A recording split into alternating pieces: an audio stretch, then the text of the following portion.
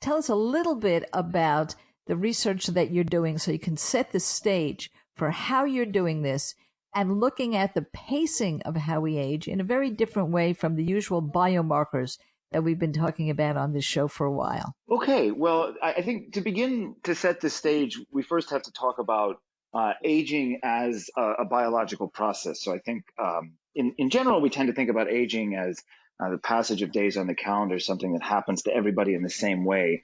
But increasingly in biology and medicine, we're thinking about aging as a process that actually is a modifiable cause of many of the chronic diseases that disable and ultimately kill us as we get older.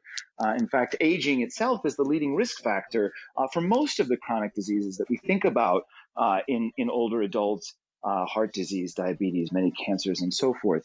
And over the past few decades, molecular biologists have begun to develop an understanding of cellular level changes that accumulate with the passage of time and make up the biological substance of this process of aging.